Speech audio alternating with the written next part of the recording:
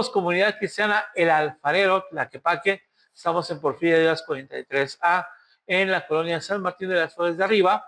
No sé si es colonia o poblado, pero vamos a llamarle colonia. ¿Sale? Y los esperamos. Gracias por estar aquí. Por favor, les pedimos que hagan un like, y no solamente like, sino que compartan, porque esta palabra espero que sea de bendición. Me recuerda, vamos a hablar con una cuestión que habla de esta enseñanza, unidad en la esperanza del Mesías. Y me recuerda un meme que salió hace muchos años, por ejemplo, del maestro Yoda de Star Wars, con la cara, una carita chistosa que haciendo así como, ya huele a pozole, ¿verdad? Pero ya huele a Navidad, ¿verdad? Estamos cerca, ese es nuestro último servicio del mes de noviembre. Vamos a comenzar diciembre, y diciembre, platicábamos hace rato durante la alabanza, no es necesariamente podemos declarar que Jesús nació un 25 de diciembre. De hecho, algunas deidades paganas de algunas se festejaba su cumpleaños el 25 de diciembre. Pero hoy, digo, no importa, a partir de que Constantino abrazó el cristianismo y dijo que el cristianismo era la religión oficial de Roma, pues vaya, hubo algunas cosas interesantes que pasaron, y en sí lo que podemos nosotros hablar es que no importa el día, lo importante es que no dejemos de alabar a Dios todos los días, de dar gracias al Señor Jesucristo por haberse subido al madero por nosotros, y aparte de eso, pues vamos a festejar su cumpleaños. ¿Cuándo fue? No lo sabemos. La Biblia no dice qué fecha nació. Es más, si hubiera dicho una fecha, probablemente tendríamos algún error, porque cambio de calendarios, el calendario lunar de los hebreos contra el calendario juliano, que después se convirtió en calendario gregoriano. Hay un rollo bien interesante por ahí. Pero lo más importante para nosotros es que todos los días le alabamos, todos los días le adoramos, pero hay un día en que celebramos que Él decidió nacer entre nosotros, nacer de una virgen y nacer por una concepción virginal, porque no tendría que llevar la unión sexual que llevaba a un pecado, ¿no? Porque ya era una herencia de pecado. Unidad en la esperanza del Mesías. Ya vamos a empezar a hablar de temas navideños, pero vamos a hablar los temas de lo que se llama Adviento o advenimiento. Estamos en temporada de advenimiento, temporada de Adviento. La primera venida de Jesús, Él viene como un Mesías sufriente, como un niño que nace entre nosotros, que va creciendo, y no se queda niño, no se queda como niñito Dios, sino crece, es crucificado, muerto, sepultado, no se queda en la cruz. Por eso aquí no tenemos nosotros un crucifijo con un Jesús colgado, ¿vale? No se queda en el sepulcro, sino que resucita, y eso lo vemos en Semana Santa, y aparte de su resurrección, es ascendido al cielo, asciende al cielo, y dice la Biblia que ahorita está a la diestra del Padre. ¿Sabe? ¿Qué está haciendo? Está gobernando, está intercediendo por nosotros, y lo más importante, está preparándonos una morada para cuando nosotros podamos reunirnos con Él en el cielo. Y hay una promesa 700 y cacho de años antes de su nacimiento, con el profeta Isaías. Isaías, 750 años antes de Cristo aproximadamente, años más, años menos, él profetiza, tiene dos profecías tremendas. La primera está en el capítulo 9, donde habla acerca de ese niño que iba a nacer. Y después Miqueas toma un complemento de esa profecía y nos dice dónde van a nacer. Y después también Isaías, ya en el capítulo 53, nos habla nuevamente de las características de ese Mesías, el Mesías sufriente, aquel que llevaría sobre su llaga nuestras enfermedades. Ahora, la parte importante es que hay muchas enfermedades. Vamos a hablar de cáncer, vamos a hablar de diabetes, vamos a hablar de infartos al corazón, vamos a hablar de derrames cerebrales, y muchas de esas son mortales. Sí, o sea, Si vemos ahorita, por ejemplo, la principal causa de muerte en México, natural, es el infarto. ¿Sí? La segunda causa de muerte natural, natural entre comillas, por padecimiento, es la diabetes. Entonces, de alguna manera, pues hay muchas cuestiones. Tío, hace 5 años, una terrible, terrible pandemia en donde murieron millones y millones en todo el mundo. Y gracias a Dios, nos aquí todavía. Ebenecer hasta aquí nos ha traído el Señor con un propósito. Y hoy el propósito es entender un poco que esa profecía de un niño, dice Isaías 9:6, porque un niño nos es nacido, hijo nos es dado, y el principado sobre su hombro, y se llamará su nombre admirable, consejero, Dios fuerte, Padre eterno, príncipe de paz. Complementa, lo dilatado de su imperio y la paz no tiene límite sobre el trono de David y sobre su reino, disponiéndolo y confirmándolo en juicio y en justicia desde ahora y para siempre. Esa versión, evidentemente, no es la Reina Valera, ¿verdad? Es la nueva versión, la nueva traducción viviente. Si nos vamos a la Reina Valera, porque un niño nos es nacido, hijo nos es dado, y el principado sobre su hombro, y se llamará su nombre admirable, consejero, Dios fuerte, Padre eterno, príncipe de paz. Lo dilatado de su imperio y la paz no tendrá límites sobre el trono de David y sobre su reino, disponiéndolo y confirmándolo en justicia desde ahora y para siempre. El celo de Jehová de los ejércitos hará esto. En ese caso, la nueva traducción viviente y la Reina Valera no tienen mucha diferencia. Pero chequen algo bien hermoso. Vamos a establecer como introducción. Imagínense un mundo en donde no hay luz. No hay luz eléctrica, no hay velas, no hay lámparas, no hay antorchas, no hay luminarias en el cielo, no hay luna, no hay sol. Completas tinieblas, completa oscuridad. Y todos nosotros, ¿qué haríamos? Quizás buscaríamos quién va a nuestro lado, quizás nos tomaríamos de la mano para no tropezar unos con otros, o quizás tendríamos que ponernos de acuerdo para ir en la misma dirección. De lo contrario, nos estaríamos machucando, atravesando y golpeando a unos a otros sin querer. Entonces la idea es ponerse de acuerdo en esa oscuridad. No hay nada. Y así, evidentemente, si no nos ponemos de acuerdo, chocaremos, nos caeremos, nos esperaremos. De pronto se observa a lo lejos una lámpara, una luz que rompe la oscuridad. Y la gente empieza primero a adaptarse a la luz, esa pequeña luz, porque después de estar cierto tiempo en la oscuridad, la luz te duele. ¿Les ha pasado que de repente, no sé, estamos en un lugar que está relativamente oscuro, salimos al sol y sentimos que hasta como que duelen los ojos? ¿O nomás soy yo?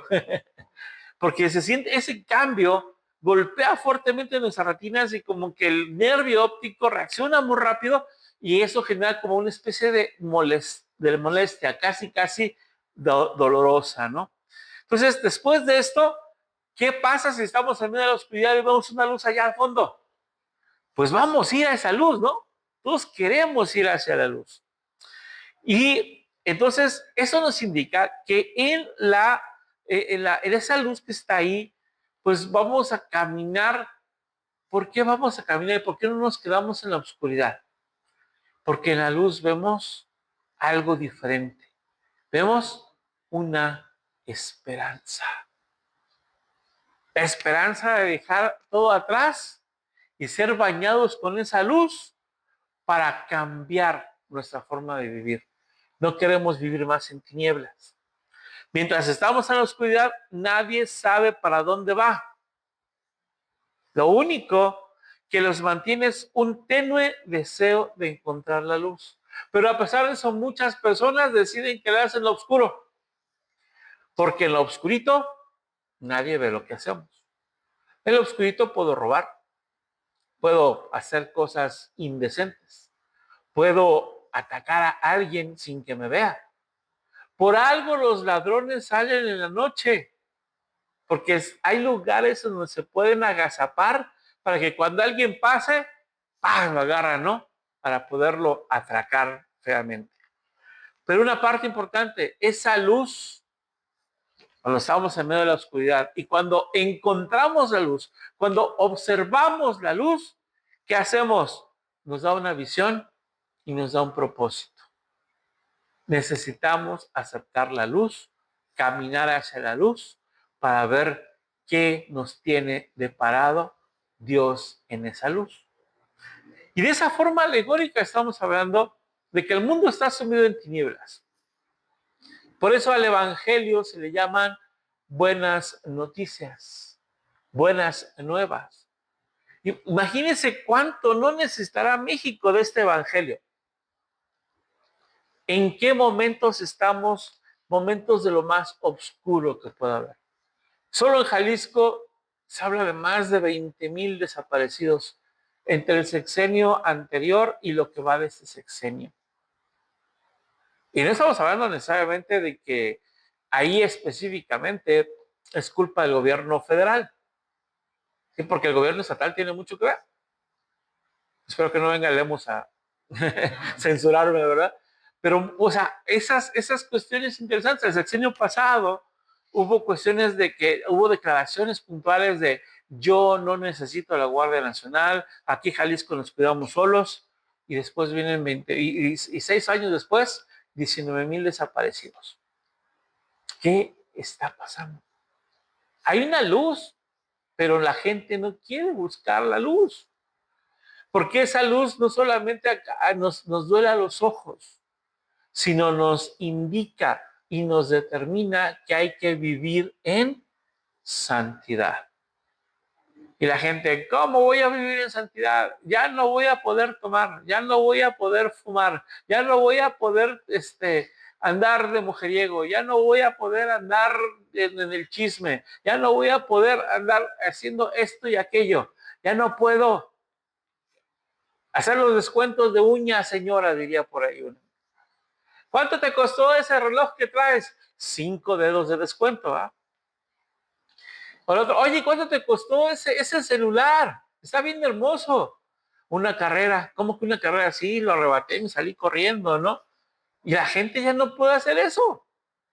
Porque en el Evangelio la luz nos indica que hay una forma adecuada de vivir. Y mucha gente prefiere estar mejor en la oscuridad. ¿Cómo es la esperanza del Mesías entonces? Antes de Cristo, hay un antes y un después de Cristo en la historia general de la humanidad y en la historia de cada persona. ¿Cómo éramos antes de Cristo? Algunos borrachos, otros drogadictos, otros parranderos y jugadores, otros apostadores, otros mal hablados de lo peor. Otros, usted póngale ahí, yo no sé, cada uno de ustedes tiene su propia historia, pero llega un momento en que Cristo llega en nuestra vida particular y nos cambia. Bueno, antes de Cristo, Israel como pueblo vivía en la oscuridad. La nación de Israel estaba desunida. Su corazón y sus corazones estaban separados y fragmentados. Veamos, ¿por qué la gente de Israel habla bien del rey David? Porque David es el gran unificador. Se dice que durante el reinado del rey Saúl había disensión entre las tropas y la gente de las 12 tribus andaban, o sea, su alianza era más débil que una telaraña. O sea, cualquier cosa estaban esperando para hacerse la guerra entre hermanos. Pero llega el rey David y establece una paz y establece una unificación que dura cerca de casi 100 años. O sea, 40 y tantos años del rey David y otros casi 50 años del rey Salomón. Pero ellos dos, como figura, David y Salomón, logran tener la unidad. Una vez que muere Salomón, se rompe la unidad y se hacen dos reinos, el reino de Israel al norte y el reino de Judá al sur. pero había disensión. Después vienen los asirios, invaden el reino del norte, y ¿qué hacen? Desperdigan a todo Israel por toda la faz del mundo. Y algo que sí hizo la iglesia, que no hizo Israel, fue dar el mensaje de Dios a las naciones. Dios dispersó a Israel para enseñar el mensaje. Pero ¿qué hizo esta cuestión? No sé si conozcan el mercurio. A mí me gusta pensar en mercurio. El mercurio, usted agarra, no sé, viene en los termómetros, usted agarra el mercurio, rompe el bulbito, lo saca y lo empieza a desperdigar. ¿Y sabe qué hace? El mercurio hace pequeños coagulitos, hace muchas pequeñas gotitas por allí y por allá. Eso fue el reino de Israel. Fue dispersado, pero ¿qué hicieron? Hicieron sus pequeñas colonias y siguieron siendo pueblos cerrados, no abiertos a los demás. Para ser israelita, para ser judío, no se puede ser judío por elección. El judío por elección ni siquiera se llama judío, se llama prosélito. El que es judío lo es por nacimiento, porque viene de la simiente de Abraham. Pero nosotros podemos elegir ser hijos de Abraham por la fe en la iglesia. Y la iglesia, cuando fue dispersada, fue cuando el tiempo de más crecimiento en la iglesia. Cuando la iglesia fue perseguida, fue cuando más iglesias nacían. Las acababan, las querían aplastar y de repente salían iglesias por todos lados. Y lo estamos viendo en China, lo estamos viendo en la India, lo estamos viendo en España. Una explosión, una especie de avivamiento precioso. Cuando Dios anuncia el nacimiento del Hijo, prometió una unidad con una esperanza en común. La idea de este sermón, hermanos, es que debemos mostrar que la verdadera unidad del pueblo de Dios nace de una sola persona. La esperanza de una sola persona. Una persona que ha de venir a reinar. Ese rey sería anunciado por Isaías más de 700 años antes de su nacimiento. Y hoy como iglesia, esa esperanza de que Él vendrá a instalar un reino poderoso sigue siendo la esperanza que a nosotros nos sostiene. Ha de venir Jesús en su segunda venida, ha de establecer un reino milenial y ha de gobernar. Y entonces no solamente habrá paz, habrá prosperidad, habrá y no habrá guerra, ni habrá dolor, ni habrá enfermedad, y nosotros tenemos un cuerpo glorioso. Esa esperanza es la que vino a inaugurar Jesús en el año -3 antes de Cristo. Si vamos a suponer que nació el 25 de diciembre, 25 de diciembre del año -3, el año 3 antes de Cristo. Por cuestiones del calendario gregoriano. Sabemos que decimos, no, pues es que Jesús nació el año 0, sí, pero las cuentas no nos cuadran, porque hubo cambios. Cuando el Papa Gregorio vino a modificar el calendario, ahí pues rompió completamente las reglas, y de alguna forma eso generó que nosotros ahora estemos viviendo en el año 2025, de acuerdo con el calendario gregoriano, pero muchos dicen que realmente debe ser el año 2028. Si tomamos como el año 0 el nacimiento de Jesús, Jesús nació 3 años antes de Cristo. En las cuentas, en la forma en la que estamos poniendo el calendario nada más. Ahora, Mesías. La palabra Mesías, para nosotros aparentemente no tendría mucha rimbombancia. La traducción directa, Cristo. La traducción directa, Mashiach, tanto del griego como del hebreo, nos lleva al concepto de ungido. ¿Qué es ungimiento? Pues se ungía con aceite, se tomaba una redoma de aceite y se le agregaba aceite. El aceite como símbolo del Espíritu Santo, lo veíamos la semana pasada. Pero el punto importante, hermanos, es que ese ungido de Dios tiene una identidad divina. Para el pueblo de Israel, el Mesías no deja de ser hombre. Un hombre muy poderoso, un hombre muy santo, un hombre muy iluminado, pero para nosotros el Mesías es Dios. Jesús de Nazaret, Jesucristo, es el Mesías. ¿Qué significa lo que dice Isaías acerca de ese niño? En hebreo dice para nosotros y aparece 2 veces. Un niño nos es dado. Una traducción un poquito más adecuada sería un niño para nosotros ha nacido.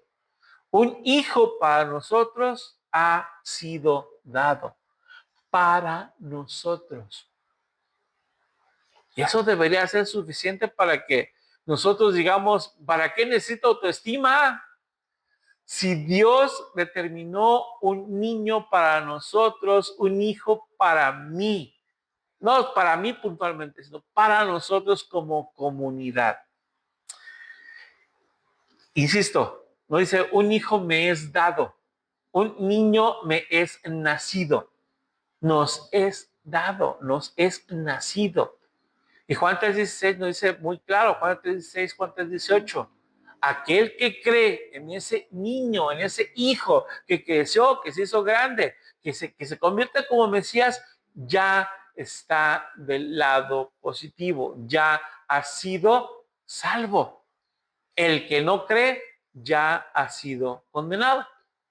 Creer o no creer, esa es la cuestión, diría Shakespeare, ¿no? Énfasis comunitario, insisto, pues no es para mí solo. Casi siempre cuando cantamos una canción, en mi vida has sido bueno. Tú eres bueno para mí. Pero a Cristo le interesa tanto la individualidad como la comunalidad. No se dice que tú eres la novia, sino que el cuerpo de Cristo, la iglesia, el conjunto de creyentes, somos la novia de Cristo. Y tendremos un desposorio celestial que no tiene nada que ver con el desposorio que tenemos como hombre y mujer, sino será una comunión tan íntima que va más allá de la carne. Imagínense una comunión de tipo espiritual. No sé, no me lo imagino, pero wow, qué tremendo, ¿no? Queremos eso.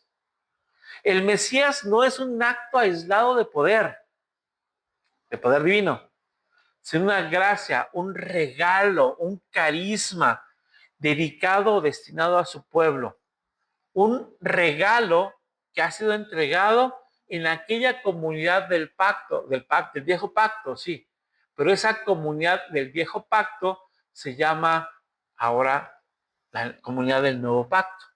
El Israel en la carne se convierte en el Israel espiritual, que básicamente muchos de los autores dicen que es la iglesia. Tenemos una necesidad, a todos nos hace falta luz. De hecho, hay una parte importante en la palabra de Dios que dice que tu luz no sea oscuridad, que tu luz sea auténtica, que tu luz sea verdadera. Y la única luz verdadera está directamente relacionada con el Cristo, el Hijo del Dios viviente. Entonces, todos estábamos en tinieblas, todos estábamos sin rumbo, todos de alguna forma estábamos oprimidos por 1000 cosas. ¿Por qué a mí, Señor? ¿Por qué me hiciste estos ojos? ¿Por qué me hiciste este rostro? ¿Por qué me hiciste falta de cabello? Pero sabemos que Dios tiene un propósito. Y lo más importante es que Dios te hizo así, de la manera en la que eres. Y a pesar de cómo eres, Dios te ama. Y Dios te va a usar. Todos necesitamos al mismo Salvador. Un solo Salvador, un solo mediador, un solo camino, una sola verdad, una sola conexión entre el Padre y nosotros. No hay otro intercesor que tenga ese poder. Cuando nosotros oramos por alguien, intercedemos para que Dios haga su voluntad. Pero nosotros no estamos realmente supeditados a que las cosas sucedan porque yo quiero que sucedan. Es la voluntad de Dios. El cristianismo no debe comenzar con un yo, sino con un nosotros. El Señor dijo, el Señor Jesucristo en Juan 17, Señor Padre, te ruego que sean uno, así como tú y yo somos uno. Esa unidad trinitaria que existe entre el Padre, el Hijo y el Espíritu Santo, Dios la quiere para la iglesia. Que todos actuemos en conjunto, que todos escuchemos el llamado de Dios y todos acudamos al llamado de Dios. Por eso Jesús decía, mis ovejas oyen mi voz y me siguen. Mis ovejas oyen mi voz y hacen lo que les mando. Mis ovejas oyen mi voz y guardan mis mandamientos. Guardar los mandamientos de Cristo es un acto puntual de amor.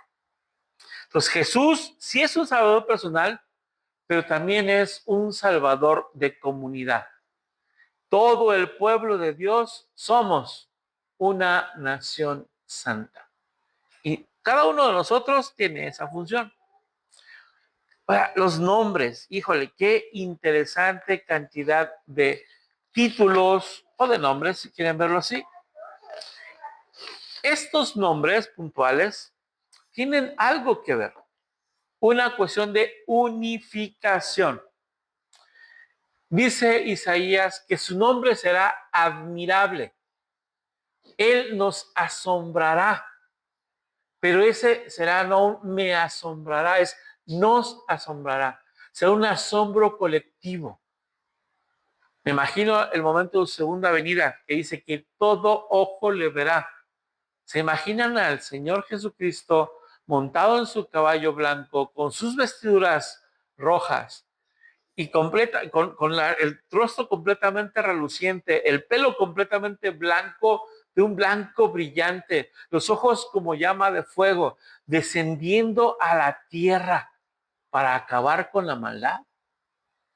¿Quién no caería de rodillas de asombro? ¿Quién no declararía con asombro, Él es el Señor y está profetizado? Todo ojo le verá, pero también se ha profetizado que toda rodilla se doblará y toda lengua confesará, Jesucristo es el Señor.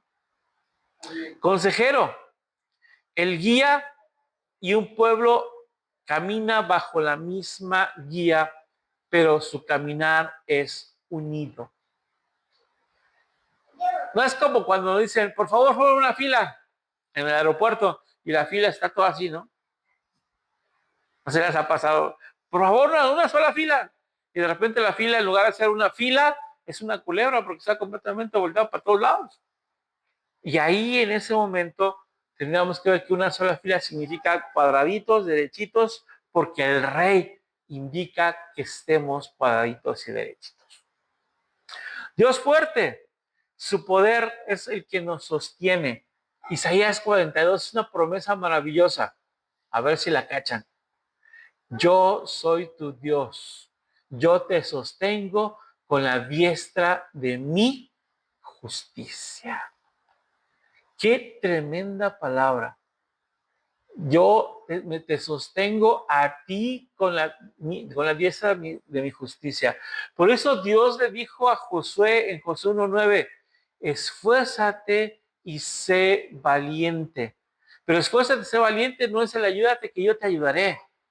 Es agárrate de esa diestra de justicia de Dios de Isaías 42. Agárrate con todas tus fuerzas porque esa es la parte, esfuérzate, es como asir, como agarrar algo con todas mis fuerzas y no soltarlo. Esa parte de no soltarlo, no te sueltes por nada del mundo, implica el ser valiente. Entonces, esfuérzate y sé valiente. Agárrate de la diestra de la justicia de Dios con todas tus fuerzas y no te sueltes absolutamente por nada. ¿Por qué? Porque ahí va un complemento. ¿Quién nos separará del amor de Dios? ¿Se acuerdan? ¿Quién nos separará del amor de Dios? ¿Tribulación? No. ¿Angustia? Tampoco. ¿Escasez? Tampoco. Ni los ángeles, ni los potestados, los principados, ni las potestades. Nada absolutamente nos separará del amor de Dios que es en Cristo Jesús. ¿Cómo se conecta la Biblia de una manera tan maravillosa? Dice Jehová de los ejércitos, yo te sostendré con la diestra de mi justicia. Dice Josué 1:9, aférrate y no te sueltes. Y entonces nada te separará del amor de Dios. Absolutamente nada. Otro nombre, Padre Eterno. Paternidad espiritual. Qué difícil para nosotros es comenzar a pensar en un Padre espiritual cuando nuestro Padre terrenal nos ha fallado tanto. Levanta la mano el que no tenga problemas paternales, que no tenga problemas paternos. El que su padre fue tan perfecto que jamás cometió un error y jamás nos generó una herida. Somos seres humanos. ¿Qué nos toca como hijos? Honrarlo. Pero a veces el problema es de tener un padre que me generó tantas heridas, me indica, viene un padre terrenal, un padre celestial que tanto te ama. Ups, si es como mi padre terrenal, pues está medio difícil, ¿no? Pero necesitamos cambiar. Necesitamos dejarnos abrazar por papá, nuestro Padre eterno, que nos da una paternidad espiritual en común, por eso nos llamamos hermanos, y estamos unidos en identidad dada por nuestro Padre. Juan 1:12 nos dice, a aquellos que creen en su nombre, a aquellos que le han recibido, que han recibido su sacrificio salvífico, sí y solo sí se les da el derecho legal de ser hijos de Dios. Y el príncipe de paz, él reina y trae paz. Él es el rey de la paz.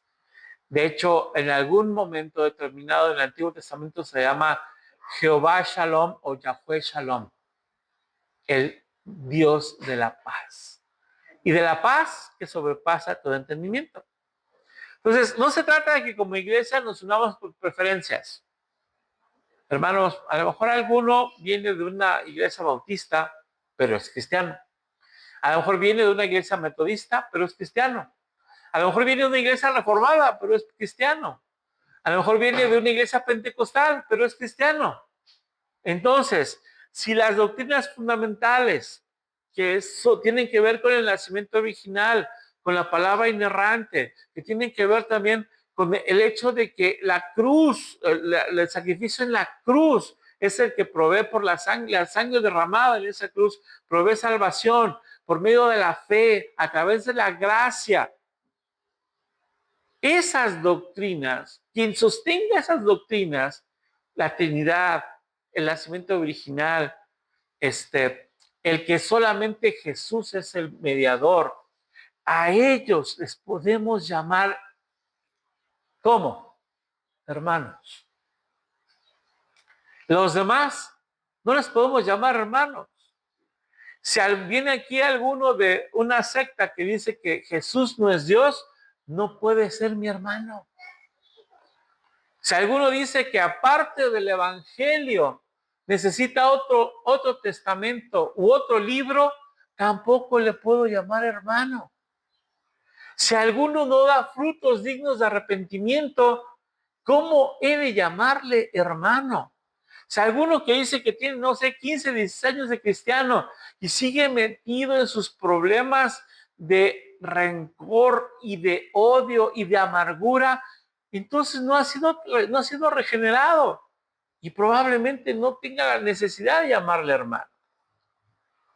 Ese es el punto importante. Él no es por preferencias, es que me gusta, soy pentecostal y me gusta cómo hacen la alabanza en mi iglesia. Bravo, hermano.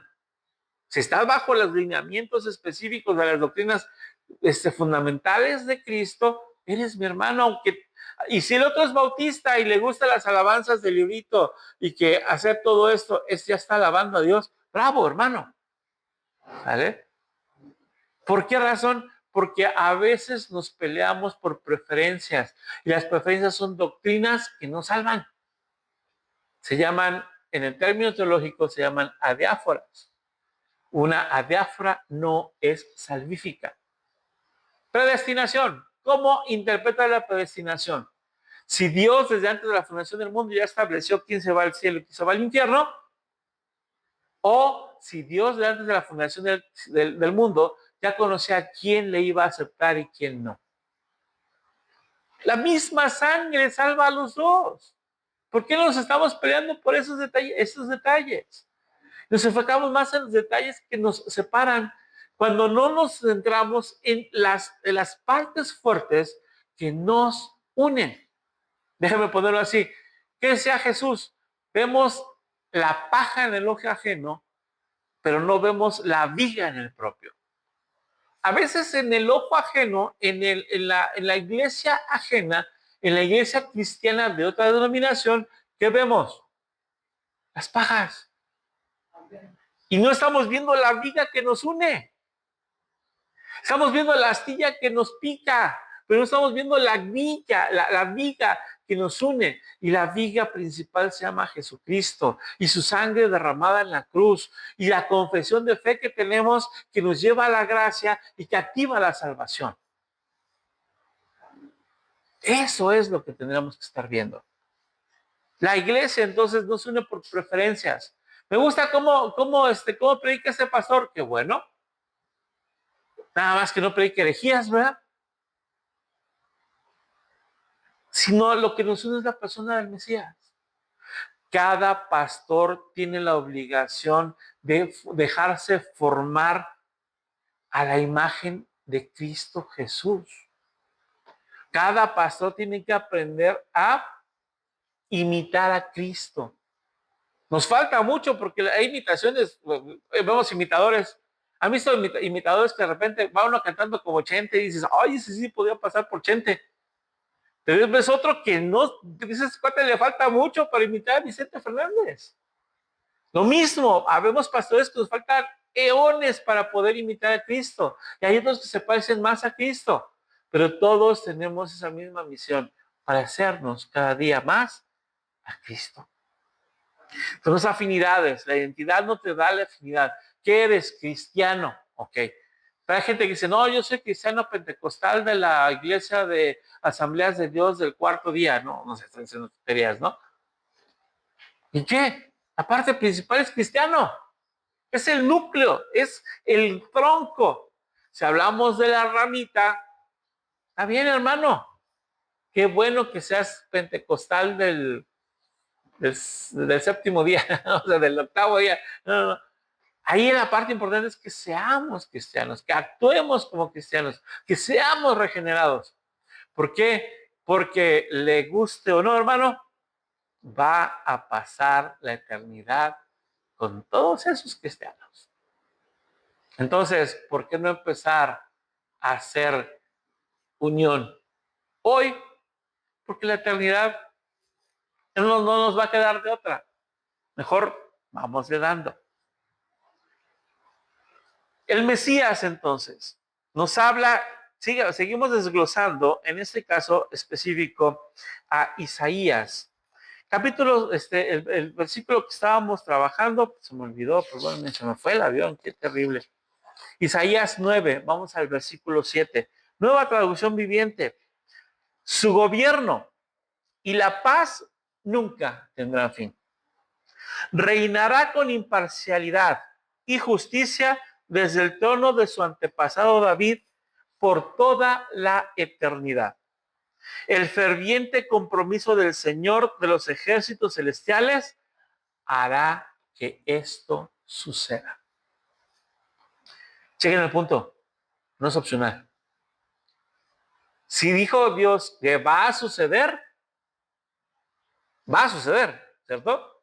Si Dios dijo va a suceder, va a pasar, porque Él no se retracta, porque Él no va a tener un doblez, porque Él no va a ser uno hoy y otro mañana. Él es el mismo ayer, hoy y siempre, y por los siglos de los siglos. Y entonces, al no retractarse, va a hacer que esto suceda. Chequen que este versículo es uno de los más densos y cargados de esperanza de toda la literatura profética. Lo que Él ha dicho, Él lo hará. Hay otra profecía, otro profeta que lo resume de esa forma. Acá habla de el celo de Jehová de los ejércitos hará que esto pase. En otras palabras, de una forma más reducida es lo que Él prometió, Él hará. Y en el Nuevo Testamento Pablo nos dice, el que ha comenzado la buena obra en ustedes, la terminará. Señor, te falta mucho. Señor, tú eres el alfarero y yo soy el barro. Te falta mucho para hacerme ese vaso de honra. Y el Señor probablemente te puede decir, pues ya déjate moldear, ¿no? Porque pues, te retuerces y no te dejas moldear como yo quiero que tú seas.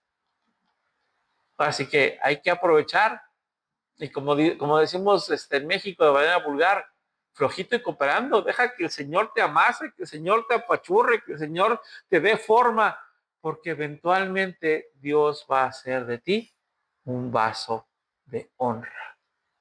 Ese vaso de barro que va a contener o que ya contiene a lo más valioso para Dios, su Santo Espíritu en ti. ¿Qué dice básicamente acerca del gobierno y la paz que nunca tendrá fin? Estamos en medio de una expansión del reino. Se dice en China, por ejemplo, que cada día hay un promedio de 1,000 cristianos o 1,000 personas convirtiéndose al cristianismo. Se habla que en la cuna del Islam, en Arabia, muchos árabes, muchos seguidores del Islam están volviéndose al cristianismo.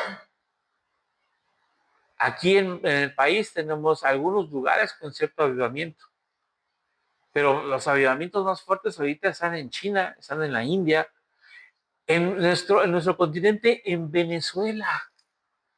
¿Quién iba a pensar que el lugar donde hay una dictadura y que tanto se ha puesto en entredicho y que hay tanta cuestión de escasez económica, porque sí hay gente que allá está ganando millones de bolívares, millones.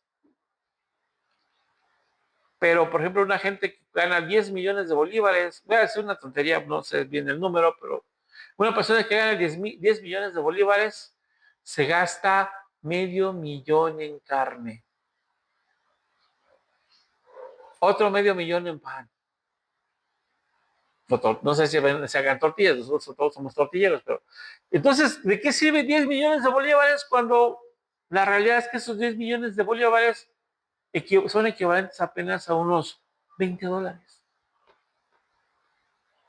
¿Se imaginan?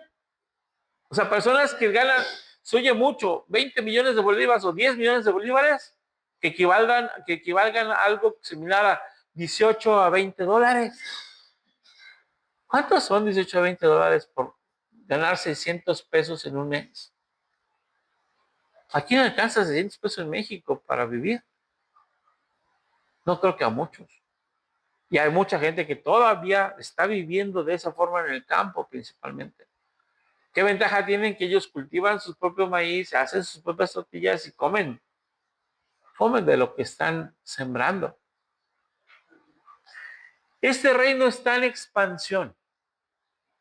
Cada día hay más cristianos.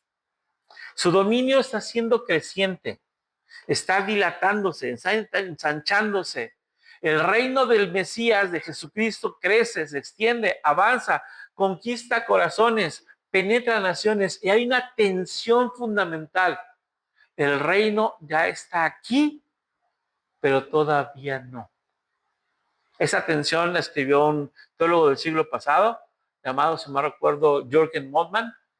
Este señor hablaba de que el reino de Cristo ya está aquí, desde hace 2000 años, un poquito menos, ¿verdad?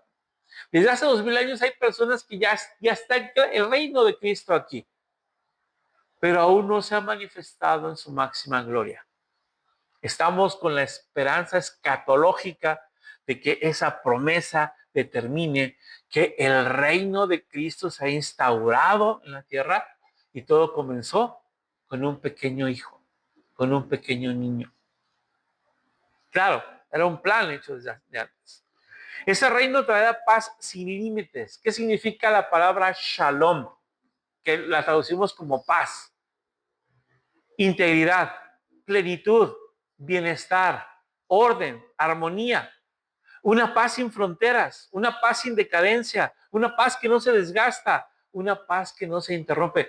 ¿Quién no anhela vivir en ese tipo de paz? Yo lo anhelo. Espero que también usted lo anhele. Espero que los que están siguiéndonos y los que estamos aquí lo anhelemos. Que anhelemos cada día la venida del Mesías, que la segunda venida de Cristo, para que traiga gozo, paz, tranquilidad, y que podamos vivir en una armonía que el mundo jamás ha conocido, en lo que, de acuerdo a la Biblia, tiene quizás poco más de 6000 años de historia humana. Si vamos a la ciencia, estamos hablando de millones de años, pero al final, sean 6000 o sean 13, o sea, 6 millones o 6000 millones, la humanidad, el planeta Tierra, nunca ha conocido un espacio de paz duradera, que es la esperanza que tenemos que se dé. La idea es que ese reino estará directamente relacionado con el gran unificador del pueblo de Israel, David. Sí, el hombre conforme al corazón de Dios.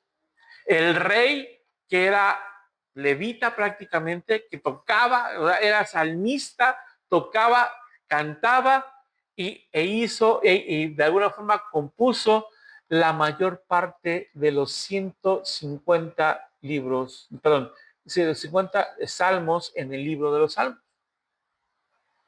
150 canciones, de las cuales más del 90% se le atribuyen a David. Ha sido un músico fabuloso. Si tuviéramos un David en sus tiempos, ¿cómo sería? Jesús Adán Romero quedaría muy abajo. Marcos Witt no se diga. David, el salmista, tendría Emmys y más Emmys y más, no sé, también Grammys o no sé cuántas cosas vaya a haber. No, Grammys, ¿verdad? Porque los Emmys son para la televisión. Grammys y Grammys y Grammys y discos de platino, discos de uranio y no sé cuántas cosas han sacado en su momento. Porque dice solamente hay cuatro discos de uranio en la historia de la música moderna. Michael Jackson, no sé si Queen y otros dos más, de los cuales no recuerdo, que vendían más de 1 billón, o sea, más de 1000 millones de discos. Interesante. El trono de David es el cumplimiento de un pacto, el pacto davídico. Jesús es heredero a ese trono, el único heredero legítimo. Platicamos, ya que terminamos Semana Santa, o por el momento de Semana Santa, hablábamos acerca justamente de qué significaba el Hosana, hijo de David. Bendito el que viene en el nombre del Señor. ¿Cuál es el significado? Pues qué bueno, ven para acá, sucesor, sálvanos, sucesor verdadero y auténtico del trono de David. El pueblo lo cantó y nosotros así lo creemos. Cumplimiento exacto de un pacto que va a ser eterno. Algunos le llaman sempiterno. ¿Por qué? Porque ese reino tuvo un principio o va a tener un principio y jamás se terminará. Ese sea el reino sempiterno. El reino eterno ocurre antes, durante y después, ¿verdad? Pero el reino sempiterno, hay un punto de partida que algunos dicen que comenzó en tal vez el año 33, el año 34 después de Cristo, Y a partir de ahí nos vamos hacia adelante y llegará un momento en el que se instaurará en la tierra, así como está en el cielo. El reino celestial es eterno, el reino terrenal es sempiterno. Justicia perfecta. Dios es un juez que no se corrompe. Lo hemos visto con lo que ha pasado ahorita, por ejemplo. Ahorita hay una persona que pues, es dueño de varias tiendas y de un banco y algunos equipos de fútbol, que dice que el Poder Judicial de la Federación está vendido. Está bajo las garras de la 4T. Es sus palabras prácticamente un poquito suavizadas, ¿no? Porque lo dice con otras cosas más feas. Pero el punto es, durante 20 y tantos años el tipo no pagó impuestos.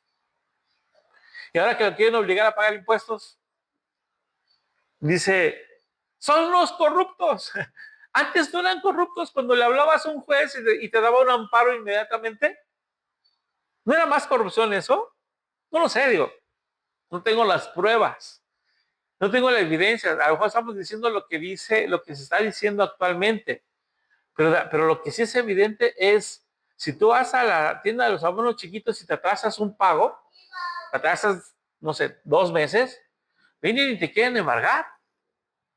Hay un par de videos por ahí de una persona que lo interceptaron porque tenía 3 meses de no pagar su moto. Supuestamente lo interceptaron, lo bajaron de la moto, tomaron la moto y lo subieron a una camioneta. Y va un tipo que es de esos abogaditos que están por ahí sacando videos y se va a la tienda y llaman a la policía y supuestamente se llevan al gerente de la tienda y demás. ¿Por qué él sí puede dejar de pagar y nosotros, si vamos y sacamos un crédito, nos atacan de una manera tan terrible, tan despiadada? Porque una persona dice que el salario mínimo en México se está inflando de manera arbitraria y que eso va a llevar a la quiebra a muchos, cuando sus tiendas son, que pobre gente, lo que ganan en las tiendas es apenas el mínimo, o 2% o 5% más que el mínimo. ¿Cuándo viste un gerente de tienda que gane 17,000 pesos al mes? Un operador de producción de una maquila mexicana está ganando prácticamente, son 2,600, 2,800 pesos al mes, está ganando casi 10,000 pesos mensuales. Y el gerente de la tienda, que ya está varios escalones arriba, apenas llega a los 17. Como esos jueces corruptos, tenemos un juez que no se va a dejar corromper y que nos va a contemplar lo que hemos hecho, lo que hemos dejado de hacer, como parte de nuestro libro, como su libro de las obras.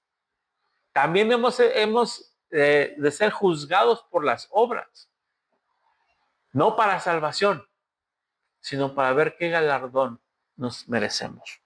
La justicia de Dios es un juicio, su gobierno, basado en un juicio, una palabra griega llamada mispat, y justicia, palabra hebrea llamada tzedaka, sin favoritismos, sin corrupción, sin error, sin opresión, sin venderse.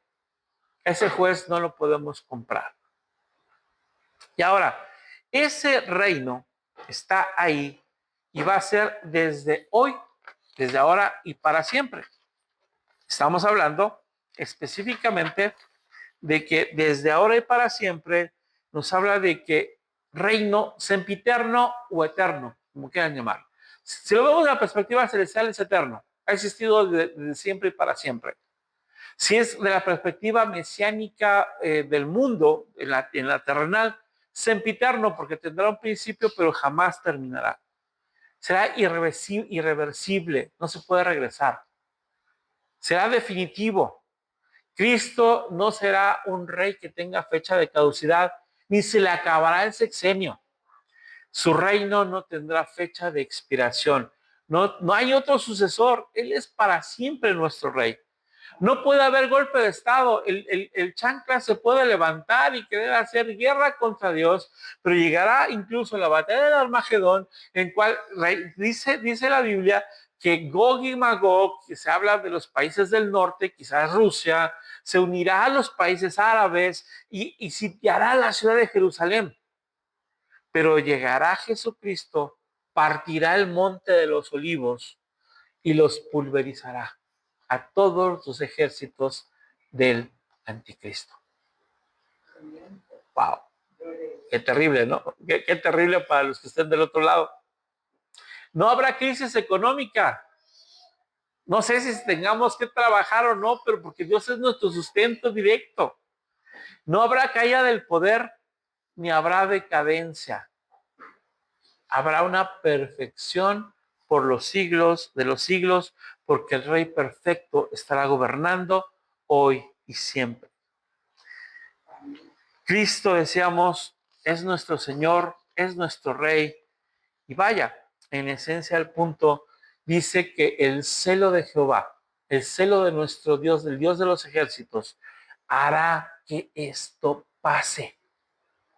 La palabra celo, que viene del hebreo kiná, significa compromiso absoluto, devoción intensa para sus propósitos. Él dice, esto se va a hacer y Dios va a hacer lo imposible para que ocurra. Si, por ejemplo, Dios te da una promesa de sanidad y dice, vas a ser sana porque yo te voy a sanar, Él va a usar medios sobrenaturales, medicamentos o la mano del médico para que seas sano. Qué hermosa promesa, pues, de parte de Dios. Es una garantía divina también. El reino no depende del hombre, no va a depender de ninguna persona, dependerá de nuestro Dios soberano. Será el celo de Dios Todopoderoso el que hará esto, será ese compromiso con su palabra. Algo que me encanta del Antiguo Testamento, lo dice de manera muy clara: yo haré que pase esto por amor a mi nombre. ¿Han escuchado? Es precioso. Él dice, no, él no puede jurar más que por sí mismo. Tú no puedes jurar, como sea, por este pescadito, te lo juro. O puedes jurar, por ejemplo, por la memoria de mi madre, o por la memoria de mi padre, o por mis hijos. Y quieres jurar por algo más, y a veces te lo juro por Diosito. Bueno, Diosito pequeñito, el Dios grande, no podemos, el Dios todopoderoso, no podemos jurar por su nombre en vano, ¿verdad? Pero el punto importante es que él dice, por amor a mi nombre, casi te lo juro por mí mismo, dice Dios, que esto va a pasar porque yo ya lo prometí. Y si hay una promesa, él la cumplirá. Ahora, hay unas letritas pequeñas en el contrato. El amor de Dios es incondicional. Dios te ama, seas como seas, a pesar de lo que seas, a pesar de lo que hagas, Él te va a seguir amando. No significa no significa por amor te va a perdonar tus ofensas, tienes que arrepentirte. Pero Dios te ama como eres.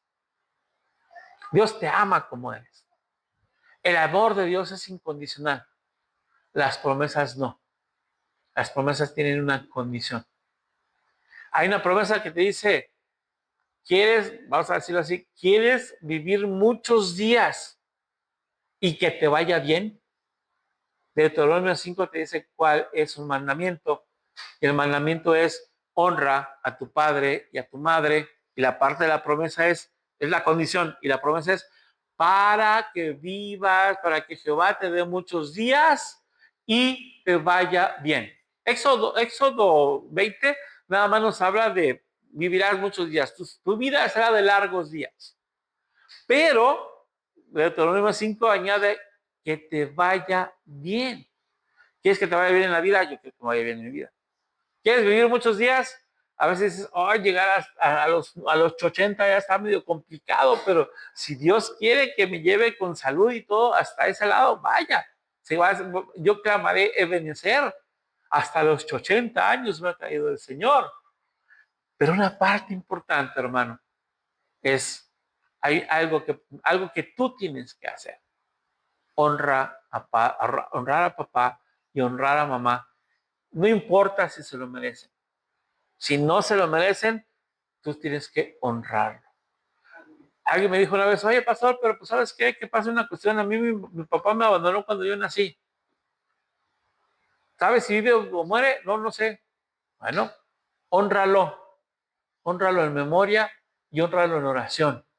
Señor, yo no sé si está mi papá viviendo, si aún está vivo, por favor, susténtalo, por favor, perdónalo, por favor, ámalo, por favor, yo digo esto, dale el abrazo de padre que necesita. Todos necesitamos un abrazo de papá, pero el abrazo de papá de Dios es infinitamente mejor que el de papá terrenal. Esperanza firme.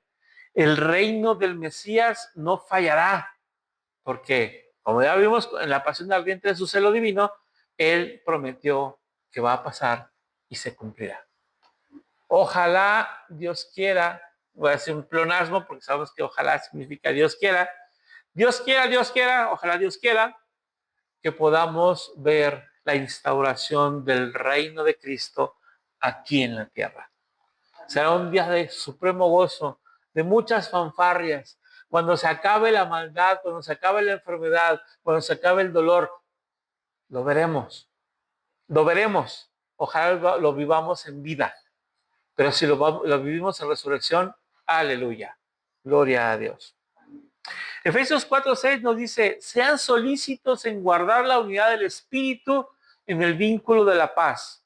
Un cuerpo, un espíritu, un Señor, una fe, un bautismo, un Dios y Padre de todos. ¿Se dan cuenta que está señalando alguna de las doctrinas fundamentales del cristianismo? No significa que un bautismo sea salvífico, pero hay un único bautismo en el nombre del Padre, del Hijo y del Espíritu Santo. Algunos dicen, no, tiene que ser en el nombre de Jesucristo. Espérame, en el nombre no dicen los nombres. ¿Cuál es el nombre de Dios? Yahweh, Jehová, si quieres llamarle, o Hashem, si quieres llamarle, ¿no? ¿Cómo se llama Cristo? ¿Cómo se llama Jesús? ¿Qué significa Jesús? Yahweh, Jehová o Hashem salva. Punto. Y el Espíritu Santo, ¿cómo se llama el Espíritu Santo? El Espíritu de Jehová, el Espíritu de Yahweh o el Espíritu de Hashem. Punto. Es un solo nombre. La unificación de la Trinidad está ahí. Nuestro bautismo en el nombre trinitario es el único bautismo que deberíamos conciliar. Y ese bautismo no es para salvación. Es el bautismo en el cual yo declaro que soy cristiano. Y hago el ejemplo de decir, estoy sumergido completamente en el agua, porque mi viejo hombre ahí se queda muerto. Y me levanto de esa tumba en resurrección con Cristo, resucitado por Cristo. Ese es un simbolismo el bautismo. No es salvífico, pero la unificación de tener un solo bautismo, que realmente no tenemos uno, ¿eh? Tenemos un bautismo en agua, tenemos un bautismo en fuego, tenemos un bautismo en espíritu, al menos. Son 4 bautismos, si no me recuerdo. Luego platicamos de los 4 bautismos. Pero nos interesa que el bautismo sea unificado. Y Efesios nos habla justamente de que nosotros podemos crear o podemos seguir esa unidad. Que no nos peleemos por si el bautismo es en Jesús o es en la Trinidad.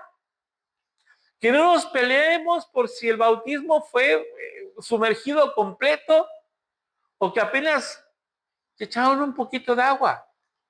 Imagínense que alguien vive en el desierto del Sahara y se convierte al cristianismo. Vamos a buscar un pozo de agua para bautizarlo. No hay. Pues el hecho de tomar un poco de agua y mojarlo podría ser suficiente para el bautismo en ese tipo de casos. Ahora, si vivimos en la selva de la Candona y hay unos ríos gigantescos, pues a aventarse al agua, pero no se trata de bañarse, se trata de a ser el símbolo de que mi viejo hombre o mi vieja mujer ha muerto y se ha resucitado en Cristo, el nuevo hombre, la nueva mujer. Porque solamente hay dos géneros. Hay dos géneros y 35 problemas mentales. Estamos unidos por una sola luz. Empezamos hablando de luz. Queremos terminar hablando de luz. ¿Cuál es esa luz? Una luz de esperanza. La venida de Cristo Jesús ya vino una vez. El mundo, su pueblo, no le recibió. Pero los demás que sí le hemos recibido, ahora somos llamados hijos de Dios. Esa luz, ese Cristo Jesús vino a romper las tinieblas, vino a romper el tiempo, vino a romper la historia, vino a hacer un parteaguas que dice hay un antes de Cristo y un después de Cristo. Y no solamente en la historia de la humanidad, sino en nuestra historia personal. Antes de Cristo, ¿cómo éramos? Vamos a enumerar muchas cosas. Después de Cristo tenemos que ser diferentes. Es el punto importante. Esta luz que viene a nosotros, me encanta la Biblia cuando dice, primera carta de Juan, aquí vino Jesús a sacarnos de las tinieblas y llevarnos a su luz admirable.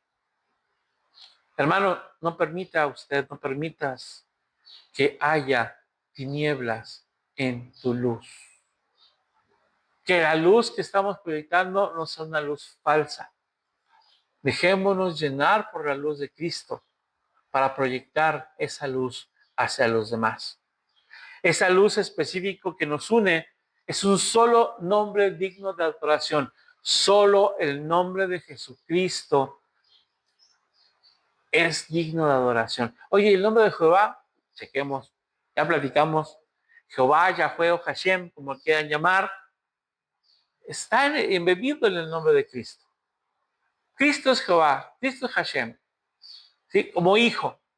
Una sola naturaleza expresada en tres personas diferentes, pero iguales. Entonces, un solo nombre, dice la Biblia, y fue dado un solo nombre, ha sido dado un solo nombre, dado a los hombres, en el cual hay salvación. Jesucristo, Jesús de Nazaret. Un solo reino digno de obediencia. No tengamos un pie en el mundo y un pie en el evangelio. Voy a la iglesia, soy Kadosho, o sea, Kadosho días voy. Pero de lunes a sábado, pues pongo mi piecito en el mundo, ¿no? ¿Cómo pongo mi piecito en el mundo? Pues es que no puedo salir del mundo, entonces me voy a quedar con el mundo, hago las cosas del mundo. Y eso no es lo que hemos sido llamados a hacer. Un solo reino digno de obediencia. Una sola promesa digna de confianza. ¿Cuál es la promesa? Hay muchas promesas en la Biblia, pero la promesa de Dios digna de confianza es, déjame ponerle así, Isaías 42. He aquí que yo estoy y te sostendré con la diestra de mi justicia. Y remata, bueno, viene antes, pero quiero rematarlo al final, estoy parafraseando. No temas. Dice la Biblia, dicen algunos estudiosos de la Biblia, yo no lo puedo contar, pero la palabra o la frase no temas, no tengas miedo, o las que se parecen, son claramente 365. Qué curioso que la Biblia que se escribió antes del calendario gregoriano, con 365 días, manejara 365 veces la palabra o la frase no temas, no tengas temor, no tengas miedo. Oye, pastor, pero ¿y si es año bisiesto? Pues le da 2 veces. De otro pasaje adicional. La Biblia tiene una promesa, la Biblia tiene una exhortación, no tengas miedo para cada día de tu vida. Te levantas por la mañana y lo primero que quiero escuchar de Dios es, no temas, yo tengo el control. Señor, no tengo trabajo. No temas, yo tengo el control. Señor, no sé cómo educar a mis hijos. No temas, yo tengo el control. Señor, no sé cómo relacionarme con mi esposa porque tenemos muchos traumas los dos. No temas, yo tengo el control. No temas, no temas, no temas, no temas, no temas. Señor Jesucristo, como Dios, es el Señor de la historia. Él tiene el control de la historia. Nada pasa sin que Él le dé permiso a Satanás que pase. No, es que el chanclas hizo esto. ¿Para qué lo hizo? Es que el chanclas me está, como dice el Evangelio, me está azotando como si fuera trigo. Y Jesús le dijo a Pedro, Satanás ha pedido permiso para azotarlos, no para azotar a Pedro, para azotar a todos los apóstoles. Y dice, pero yo he orado para que su fe no falle. Eso significa que, oye, le vas a dar chance a Satanás de que nos den unos azotones, pero yo estoy contigo para que tu fe no falle. ¿Qué más queremos?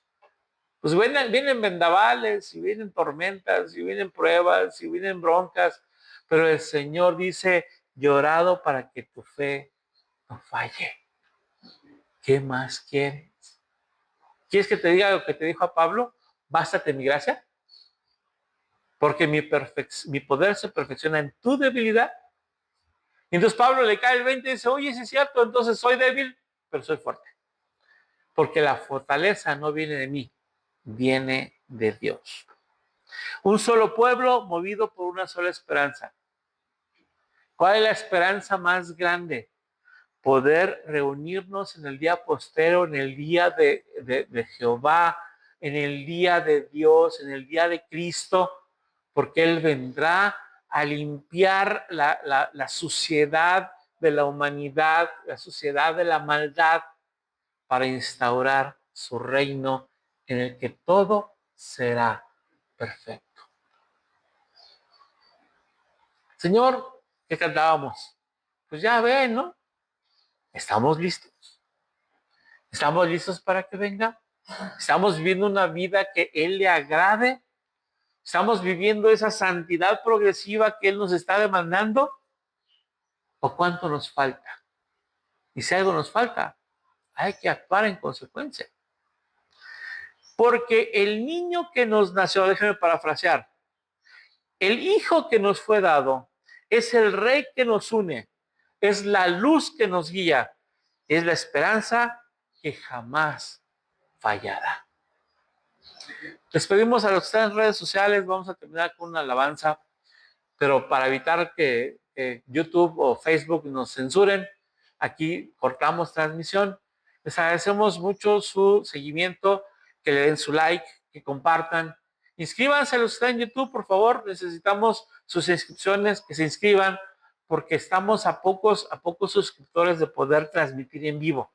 Queremos transmitir en vivo desde YouTube, porque Facebook cambió un poquito su, ¿cómo se llama? Su política, y los videos en Facebook, creo que a los 30 o los 60 días ya no existen, se borran completamente. Y en YouTube no, en YouTube estamos, por eso cambiamos a YouTube principalmente. Por favor, denle like, compartan.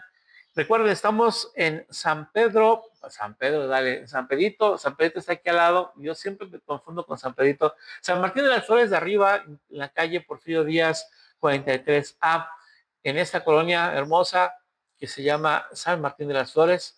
Esperamos que ustedes puedan acompañarnos.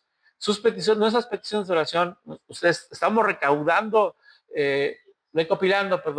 la cuestión de las peticiones de oración al 33 44 70 15 81, y será un honor poder orar con ustedes y por ustedes. Y si pueden darse una vuelta, vénganse para acá, aquí lo recibiremos con un abrazo, una bendición de lo alto, y nos vemos la próxima semana. Dios les bendiga.